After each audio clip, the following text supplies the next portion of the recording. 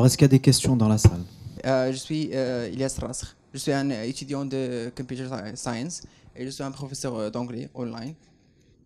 Je suis un cofondateur d'une association d'astronomie et de tout ce qui est so. The goals of the association is to promote astronomy science among all categories of people, like even the people that are like don't have like an educational background. We promote the science between them.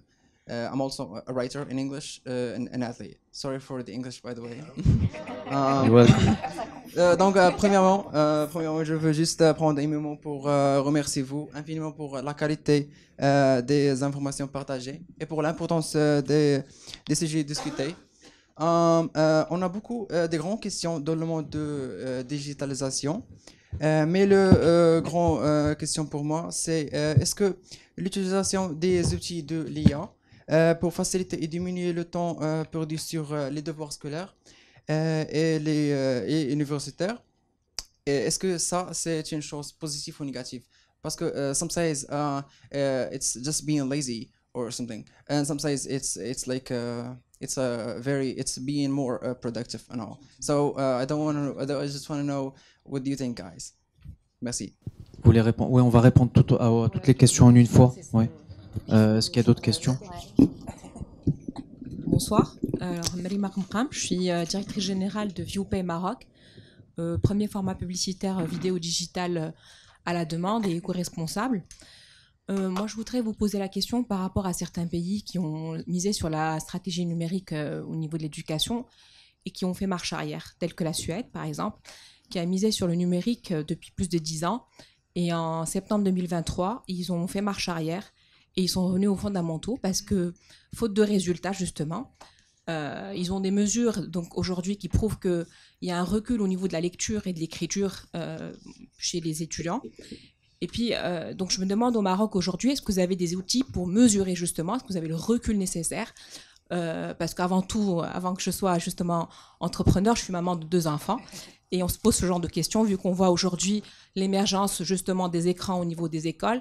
On a bien vu à la rentrée des écoles qui ont forcé justement certains parents à adopter les écrans, les tablettes, sachant que les parents n'étaient pas forcément d'accord. Donc, est-ce que vous avez le recul nécessaire aujourd'hui et des outils de mesure justement des performances et des résultats sur les étudiants? Merci. Est-ce qu'il y a d'autres questions? Oui, troisième. Bonjour, je me présente, je m'appelle Valérie Khaoudi. J'avais une question parce que il y a eu avec les manifestations des professeurs.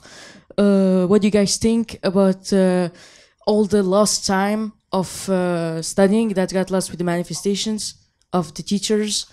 And on peut voir que le ministère got out like a platform to help some few students study and do some assignments. And do you think that it could basically replace the lost time of the manifestations? Thank you very much. Alors, l'anglais est vraiment... Thank you, appreciate it. L'anglais a conquis le Maroc. On va finir en anglais. If you want, we can finish this all this stuff in English. It will be better. So. Donc on a 3 questions, on va y répondre. Est-ce qu'il y a on a voilà, donc on va répondre rapidement à ces 3 questions. La première question, c'était la question sur l'IA. Je vous en prie, Salma. Je vais peut-être répondre en français pour des fins d'inclusion. Après, je serais ravie de pouvoir refaire la réponse en anglais juste après. Donc, pour ce qui est de l'utilisation de l'IA, donc on l'utilise de 2 façons par les étudiants. Donc, soit on l'utilise comme une sorte d'étudiants augmentés. Donc, c'est un outil de travail. C'est juste ça vous fait gagner du temps. Ça permet d'affiner les résultats de recherche. Donc, c'est un moyen juste de l'utiliser comme une sorte de calculatrice. Parce qu'avant, on faisait les calculs mental, après il y a eu la calculatrice, là il y a le ChatGPT ou Bard ou whatever. D'accord? Donc ça étant une sorte de contribution dans l'humain augmenté où la technologie, elle va libérer l'humain des tâches récurrentes, classiques, normales, que peuvent être faites de façon machinale, et que l'humain, il aura plus de liberté de créer, d'innover, d'exploiter ses résultats de recherche pour pouvoir faire de la création. Là où ça pose problème, c'est dans des environnements peut-être de recherche, de propriété intellectuelle, où on ne fait pas trop la différence entre ce que l'humain crée et ce que est généré par de l'IA générative. Et ça peut être sur des espaces de editing, c'est-à-dire de contenu, peut-être dans la presse également, ça pose problème, dans la création de contenu, que ce soit les métiers créatifs, etc., mais aussi dans la recherche scientifique, où le plagiat étant un problème. D'accord? Donc, si on veut publier un chercheur, donc au niveau master ou doctorat, il faudrait que la recherche soit faite réellement par le candidat, etc. Donc, oui, c'est favorable peut-être pour une recherche dans le cadre du parcours étudiantin classique, pour pouvoir augmenter les résultats de recherche, pour pouvoir libérer le temps, pour pouvoir faire autre chose ou exploiter les résultats de façon plus optimisée. Mais ça pose problème au niveau de l'apport intellectuel lorsque on n'arrive pas à faire la différence entre les résultats, est-ce que c'est fait par de l'IA générative ou c'est fait par l'humain. Et c'est vraiment un débat au niveau de l'enseignement supérieur et de la recherche scientifique et des métiers à vocation créative. Maintenant, je ne saurais pas vous dire, mais c'est le débat actuel par rapport à ce que l'IA générative fait en tant qu'outil d'augmenter la capacité humaine, et comment légiférer et comment le faire de façon éthique et transparente par rapport à tout ce contenu qui est créé. Voilà. Une autre réaction par rapport à la question sur l'IA? Je le fais en anglais ou en français? Non, en français. On va rester en français. En français. Ok. Donc, on fait l'expérience aussi dans les écoles primaires et secondaires par rapport à l'utilisation de l'IA, pour aussi expliquer aux professeurs qu'il ne faut pas avoir peur de l'usage de l'IA par les élèves. Par exemple, vous pouvez demander à des élèves de faire une recherche sur ChatGPT sur un sujet. ChatGPT vous sort des éléments. Vous dites à toute la classe, la note commence à 0. Vous êtes tous à 0. Maintenant, utilisez les soft skills, your critical thinking, pour analyser ce que ChatGPT vous a produit, pour me dire en quoi ChatGPT a tort, ou d'où viennent les informations de ChatGPT, et comment est-ce que donc l'humain, avec tout ce qu'il représente, avec ses soft skills, peut améliorer la réponse d'un generative AI comme ChatGPT. Donc, c'est une expérience très intéressante à faire en classe, avec les élèves, avec les professeurs, pour leur montrer que ChatGPT ne remplacera jamais ce que l'humain est capable de faire, parce que l'humain a un cerveau, parce que l'humain a une capacité à être critique par rapport à une information qui lui est donnée, chose que ChatGPT ne pourra jamais faire. Une autre réaction par rapport à la question sur l'IA? Alors rapidement, parce que on part d'un constat. Aujourd'hui, l'IA est plus intelligente qu'un homme. Alors je vais vous expliquer pourquoi. Et puis elle est récemment plus créative. Alors comment on teste l'intelligence d'une IA? C'est en lui faisant par exemple passer un examen de barreau, d'avocat. D'accord? Et la note obtenue et la vitesse à laquelle cette note est obtenue permet de mesurer le QI de cette IA. Et puis, comme l'IA a consommé toutes les créations du monde artistique, elle arrive aujourd'hui à générer contre des étudiants d'art des créations qui sortent qui viennent de l'extraordinaire. C'est-à-dire que elle a consommé tout l'art du monde, et aujourd'hui, son intelligence à elle, telle qu'elle a été codée, permet de se dire que oui, aujourd'hui, on a validé que l'IA est plus intelligente et plus créative. Maintenant, en partant de ce résultat, qu'est-ce qu'on peut faire en tant qu'étudiant, en tant que... je rejoins ce que vous avez dit. Aujourd'hui, vous avez des inputs où, si vous partez tous de la même base, vous aurez plus ou moins les mêmes résultats, et c'est justement là où l'intelligence humaine peut faire la différence. C'est que demain, si vous avez c'est que dans un monde passé où le meilleur aurait 10, aujourd'hui l'IA vous permet tous d'avoir 10, on part de là. Qu'est-ce qu'on peut faire à partir de cette échelle pour créer ou ajouter notre intelligence à nous en tant qu'humains, pour pouvoir générer encore plus de merveilles à travers ces outils-là. Et puis, bien sûr, pourquoi pas un étudiant aujourd'hui augmenté, il a plus de temps pour développer d'autres compétences. D'accord, donc c'est un gain de temps, c'est un gain d'aptitude aussi finalement à raisonner et à gérer son temps pour l'exploiter à la connaissance. Donc aujourd'hui, si vous avez plus de temps, grâce à l'IA, vous êtes augmenté, vous arrivez à faire plus de tâches plus rapidement. Donc utilisez ce temps libre pour créer de la valeur autour de vous, dans vos communautés, et puis pourquoi pas au sein de vos familles. C'est le plus important, c'est le temps. On passe à la deuxième question. Vous voulez réagir peut-être à la première? Le deuxième? Non, deuxième, parce que je crois qu'il y a mes collègues Voilà, largement, on a fait le tour, et puis exactement. on le sait, c'est vrai que c'est extraordinaire ce que ça apporte, mais l'esprit d'analyse et critique restera toujours ce qui fera la différence entre un robot et un humain. Mais pour répondre à madame, et je suis d'abord une maman avant d'être une responsable du numérique, et je vous assure que j'ai enfermé les ordinateurs et les téléphones dans le placard quand mes enfants étaient en bas âge, et enfin bas âge, ils sont plus âgés que peut-être que les vôtres, et il n'y avait pas droit avant 8-10 ans, mais quand ils ont eu droit, c'était vraiment contrôlé, et je fermais à clé, parce que de toutes les façons, vous pouvez mettre tous les mots de passe, ils savent les ouvrir. Et donc, quand vous dites qu'un certain nombre de pays reculent, oui, mais de quelle façon recule-t-on? Vous savez, même à la Silicon Valley, tous les patrons de la Silicon Valley ne donnent pas des ordinateurs à leurs enfants. Donc. Et tout ça, c'est un équilibre à trouver. Et quel équilibre trouver? L'école, elle est là pour donner 3 compétences de base: écrire, lire, calculer, et bientôt, et je l'espère, coder. Et ça devient aussi une 4e compétence importante. Après, de quelle façon le fait-on? Vous savez, en 2012, déjà, l'OCDE avait fait une analyse d'un certain nombre de jeunes élèves qui étaient bien outillés chez eux à l'école, dont la Suède, et ils avaient vu qu'il n'y avait pas d'impact.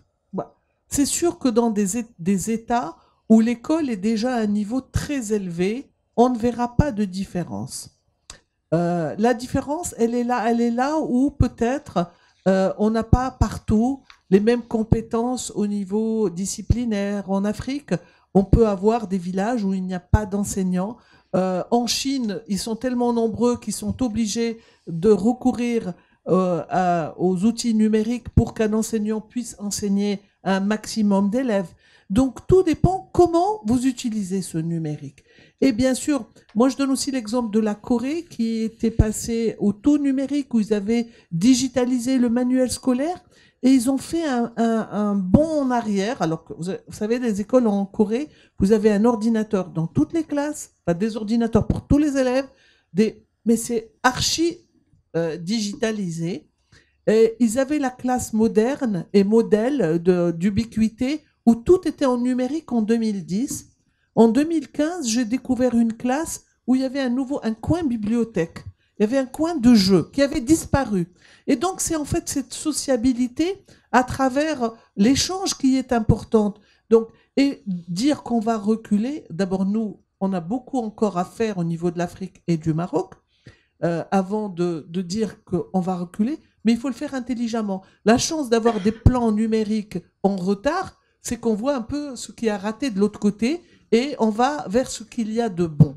Et ce que je veux dire, c'est que demain, nos enfants vont aller dans des mondes d'entreprises ou d'institutions où tout est en numérique. Je suis sûre qu'aucun de vous ici ne travaille encore avec son stylo et son papier. Moi, je me retiens, c'est pour pas qu'on me dise que je prends mon téléphone pour voir autre chose, mais je ne prends plus de notes papier depuis 15 ans. Je prends toutes mes notes sur mon téléphone, sur mon ordinateur. Et vous savez que ceux qui travaillent sur l'analyse des cerveaux se sont rendus compte que le cerveau humain est en train de se transformer. Parce que c'est vrai qu'avant, on avait une capacité d'écrire. Aujourd'hui, il y a des lobes du cerveau qui sont développés parce qu'on écrit de moins en moins. Et alors, moi, ça ne me dérange pas de ne pas savoir écrire de toutes les façons. Comme ça, les médecins ne vont plus nous donner des ordonnances illisibles.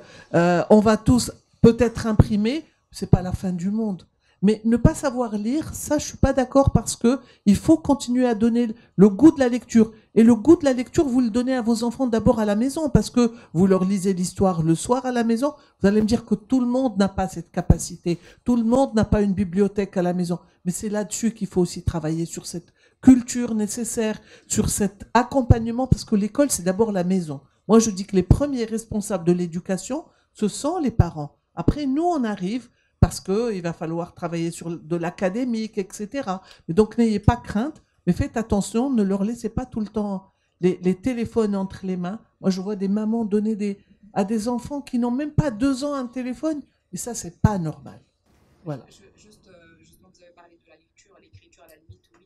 Et on va dire que le français, quand on l'écrit, l'orthographe, aujourd'hui, il y a des choses qu'on trouve un peu ridicules. Mais justement, au niveau de la Suède, les taux, justement, les déficits qu'ils ont aujourd'hui en termes de lecture, ils sont passés de 12 à 19%. Ils sont passés de 12 à 19%. Donc on a aujourd'hui des résultats qui sont mesurables. On sait qu'aujourd'hui, il y a un recul. C'est pas une question juste d'une seule famille ou de 2-3 enfants qui ne savent pas lire, mais il y a de vrais chiffres aujourd'hui qu'on apporte et que la numérisation justement des manuels et de l'éducation au niveau, je pense, peut-être primaire et secondaire, ne sont pas forcément nécessaires à 100%.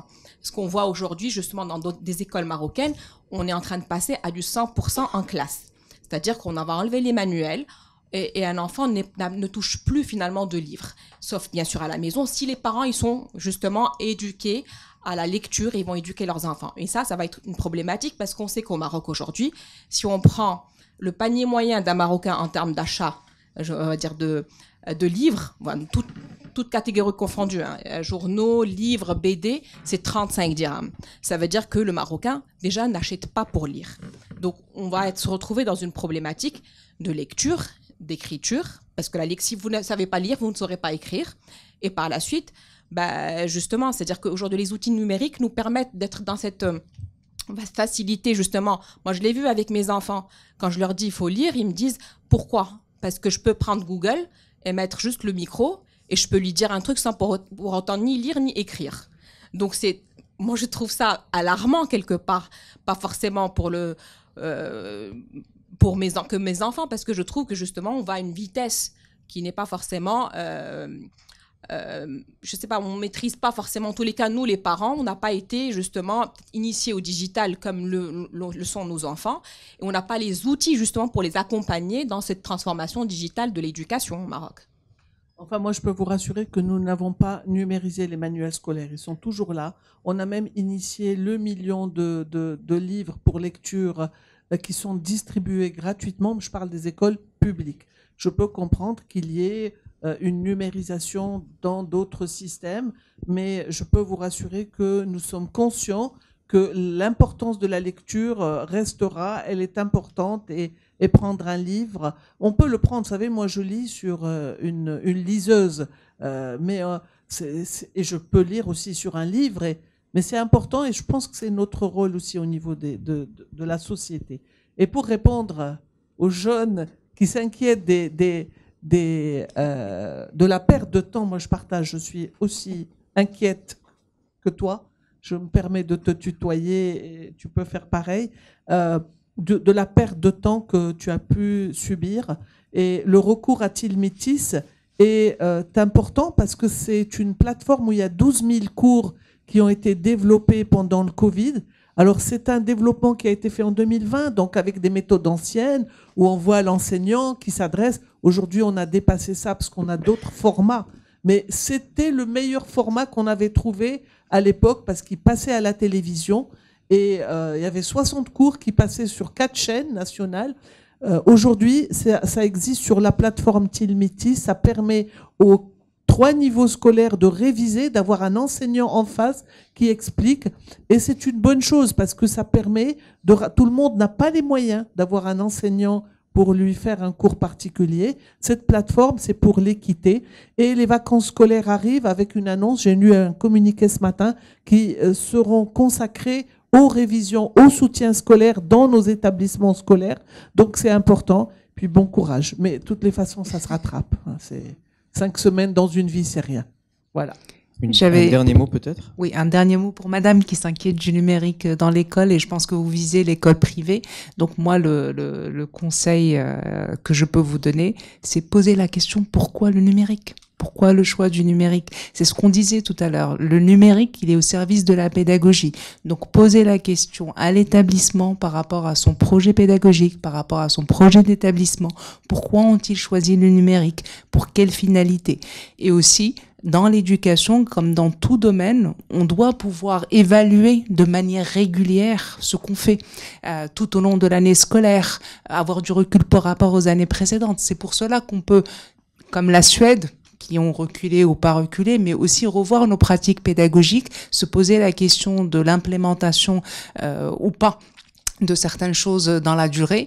Et donc, c'est le genre de discussion que tout parent doit avoir avec l'établissement qu'il a choisi pour son enfant, en tout cas dans le privé, pour comprendre le projet de l'établissement et les choix qui ont été faits, et demander aussi une évaluation régulière des méthodes qui sont utilisées. Merci infiniment à tous les intervenants qui ont répondu présents ce soir et pour la qualité des interventions. Vraiment, je vous remercie. Je remercie toutes les institutions, évidemment, que vous représentez. Je remercie le groupe Horizon Presse. Je remercie le journal Les Échos, évidemment, qui a bien voulu organiser le Cercle des Échos. Je remercie le public qui était dans la salle et toute l'équipe d'Horizon Presse, évidemment les caméramans, les monteurs, les journalistes. Merci à tous et bonne soirée.